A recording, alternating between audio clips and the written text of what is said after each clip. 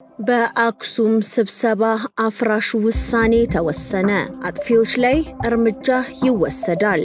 ጀነራሉ ድምፂ ወያኔ ሚዲያ ማስጠንቀቂያ ተሰጠው። የአድዋ ድል በሰው ሰራሽ አስተውሎት ሙዚቃ ሊዘከር ነው። ሶማሌላንድ የሶማሊያ ግዛት ሆና ትቀጥላለች። ሰላም ጤና ይስጥልን። የተከበራችሁና የተወደዳችሁ የሐቅና ሳቅ ሚዲያ አድማጭና ተመልካቾቻችን የሰዓቱን ወሳኝ መረጃ ይዘንላችሁ ቀርበናል። የሀገር ውስጥና የውጭ መረጃዎችን ወደ እናንተ እናደርሳለን። አጥፊዎች ላይ እርምጃ ይወሰዳል። ጀነራል ታደሰ ወረደ የመጅሊስ ልዑክ በአክሱም ጥቃት ዙሪያ ከሌተናል ጀነራል ታደሰ ወረደ ጋር ተወያይቷል። በአክሱም ከተማ ሙስሊሞች ላይ የደረሰውን የመብት ጥሰት የሚያጣራው የኢትዮጵያ እስልምና ጉዳዮች ጠቅላይ ምክር ቤት ልዑክ ከትግራይ ጊዜያዊ ክልል አስተዳደር ፕሬዝዳንት ሌተናል ጀነራል ታደሰ ወረደ ጋር በመቀሌ መወያየታቸው ተገልጿል። በሚያዝያ 2 ቀን 2018 ዓ.ም በአክሱም ሰጋጆች ላይ ድብደባ መፈጸሙና ቁራኖች መቀደዳቸውን ተከትሎ የተላከው ይህ ልዑክ የተፈጠረውን ችግር ለፕሬዝዳንቱ በዝርዝር አስረድቷል። ሌተናል ጀነራል ታደሰ ወረደ በበኩላቸው ጥቃቱን አውግዘው የክልሉ መንግስት ችግሩን በዘላቂነት ለመፍታትና ከእስልምና ጉዳዮች ምክር ቤት ጋር በትብብር ለመስራት ቃል ገብተዋል። ተጣርቶ አጥፊዎች ላይ እርምጃ ይወሰዳል ሲሉም ገልጸዋል። በአጣሪ ልዑኩ የመፍትሄ ምክረ ሀሳብ የያዘ ሪፖርት ለጠቅላይ ምክር ቤቱ ያቀርባል ተብሎም እንደሚጠበቅ እስልምና ጉዳይ ምክር ቤቱ ገልጿል። በልዩ ሁኔታ ሊፈቀድ የሚገባቸውን የአንድ ጊዜ ፕላስቲክ በቅርቡ ይገለጻል ተባለ። የኢትዮጵያ አካባቢ ጥበቃ ባለስልጣን በአዲሱ የደረቅ ቆሻሻ አዋጅ መሰረት በልዩ ሁኔታ ሊፈቀዱ የሚገባቸውን የአንድ ጊዜ ፕላስቲኮች ለመለየት መረጃ እየተሰበሰበ መሆኑም ታውቋል። ይሁን እንጂ ይህ ልዩ ፍቃድ ስስ የፕላስቲክ ከረጢቶችን እንደማያካትትና እነዚህ ምርቶች መጠቀም የወንጀል ተጠያቂነትን እንደሚያስከትል ባለስልጣኑ አሳስቧል። አሁን ላይ በገበያ ውስጥ ያሉ ምርቶችን የሚተኩና የማይተኩ ተብለው እየተለዩ ሲሆን አፈጻጸሙንም የሚመራ መመሪያ በመዘጋጀት ላይ መሆኑም ተገልጿል። ጀነራል ታደሰ ወረደ በክልሉ የሚንቀሳቀሱ ሚዲያዎችን አስጠነቀቁ። የትግራይ ሚዲያዎች በተለይም ድምፂ ወያኔ ትግራይ በህወሓት ትዕዛዝ በትግራይ ጊዜያዊ አስተዳደር ላይ ተደጋጋሚና ያልተጨበጠ መረጃን ከሚዲያ ሚና ተጻራሪ በሆነ መልኩ ከማሰራጨት ይቆጠብ ዘንድ ጊዜያዊ አስተዳደሩ እንደተናገሩት እነዚህ ሚዲያዎች ለህዝብ እውነተኛ መረጃን ከመስጠት ይልቅ የጽንፈኛውን ቡድን የስልጣን ጥማት ለማርካት ሲሉ ሆን ብሎ የተቀነባበረ የሐሰት መረጃዎችን በማሰራጨት ክልሉን ወደ ግጭት ለመክተት እየሰሩ ይገኛሉ። ኢትዮጵያውያን ከገቢያቸው 58.5% ለምግብ ፍጆታ እያዋሉ መሆኑ ተገለጸ። የዓለም ባንክ ይፋ ባደረገው አዲስ አህጉራዊ ሪፖርት በኢትዮጵያ ያለውን የኑሮ ውድነት ጫና የሚያሳይ አሳሳቢ አሃዝ ይፋ አድርጓል። ሪፖርቱ እንደሚጠቁመው ኢትዮጵያውያን ከአጠቃላይ ወጪያቸው ውስጥ ከ58.5% በላይ የሚሆነውን ለምግብ ፍጆታ ብቻ ለማዋል ተገደዋል። የዋጋ ንረቱ የከተማ ነዋሪዎችን ብቻ ሳይሆን በገጠር የሚገኙ ዜጎችንም በከፍተኛ ሁኔታ እየፈተነ ይገኛልም ተብሏል። የሸቀጦች ዋጋ መጨመር በገጠር ያለውን የኑሮ ሚዛን እያናጋው መሆኑም ተመልክቷል። በመካከለኛው ምስራቅ እየተባባሰ የመጣው ቀውስ የነዳጅ ዋጋን በመጨመር በሀገር ውስጥ ያለውን የትራንስፖርትና የምርት ዋጋ ይበልጥ ሊያንረው እንደሚችልም ባንኩ አስጠንቅቋል። ይህ የነዳጅ ዋጋ ጭማሪ ከምግብ ዋስትና ጋር ተዳምሮ የዜጎችን የመግዛት አቅም ይበልጥ ሊያዳክም እንደሚችልም ተጠቁሟል። ይህ መረጃ እንደሚያሳየው የኑሮ ውድነቱ ከምግብ ፍጆታ አልፎ አጠቃላይ የኢኮኖሚ እንቅስቃሴው ላይ የራሱን ጫና ማሳረፉን ቀጥሏል።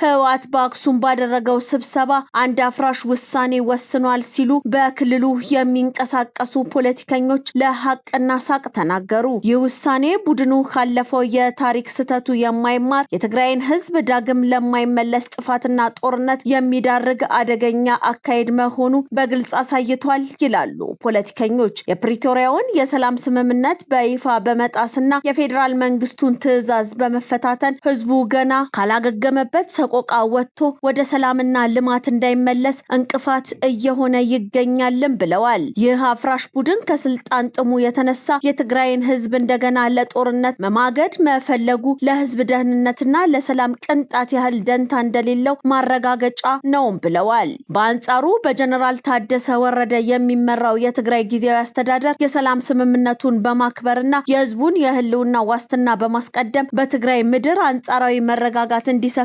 እያደረገ ያለ ብቸኛ አማራጭ ነውም ይላሉ። ህወሓት ይህንን በህጋዊ መንገድ የተቋቋመ አስተዳደር አልቀበልም በሚል መከራከሩ ክልሉን ወደ ለየለት የውስጥ ክፍፍልና ትርምስ የሚከት እኩይ ተግባር ነው። በመሆኑም የትግራይ ህዝብና መላው የሰላም ወዳድ ኃይል ይህንን ዳግም የጦርነት ነጋሪት የሚጎስም አሮጌ የጥፋት መንገድ በቃ በማለት ሰላምና የጊዜያዊ አስተዳደሩን የሰላም ጉዞ ሊደግፉት ይገባል።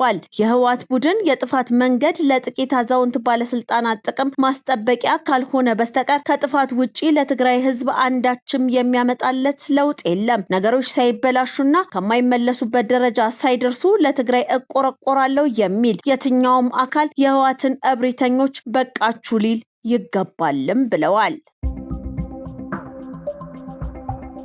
የአድዋ ድል በሰው ሰራሽ አስተውሎት ሙዚቃ ሊዘከር ነው። የኢትዮጵያ አርቲፊሻል ኢንተለጀንስ ኢንስቲትዩት ከእሁድ ኤአይ ስቱዲዮ ጋር በመተባበር ያዘጋጁት ታሪካዊ የኤአይ የሙዚቃ ውድድር ለፍጻሜ ተቃርቧል። የሀገራችንን የጀግንነት ታሪክ በተለይም የአድዋን ድል ከዘመኑ ቴክኖሎጂ ጋር በማዋሃድ ወጣቱ ትውልድ ታሪኩን በአዲስ መልክ እንዲረዳ የታለመለት ይህ ውድድር የፈጠራ ኢንዱስትሪውን ወደ አዲስ ምዕራፍ ያሸጋግራል ተብሎም ይታመናል። አሸናፊው የሚበረከትለት የ1 ሚሊዮን ብር ሽልማት ብቻ ሳይሆን በቴክኖሎጂና በጥበብ ዘርፍ ለሚሰሩ ባለሙያዎች አዳዲስ ግኝቶችን ለማፍለቅ ትልቅ መነሳሳትን የፈጠረ ሆኗል። በውድድሩ ላይ 528 ተወዳዳሪዎች ስራቸውን ያስገቡ ሲሆን የህዝብ ድምጽ አሰጣጥና የዳኞች ግምገማ ሂደት በስኬት ተጠናቋል። የኢትዮጵያ የፈጠራ አድማስ የሚሰፋው የዚህ ውድድር አሸናፊዎች በቅርቡ በኢንስቲትዩቱ በሚዘጋጅ ደማቅ ስነ ስርዓት ይፋ የሚያደርጉ ይሆናል። ይህ ጉዞ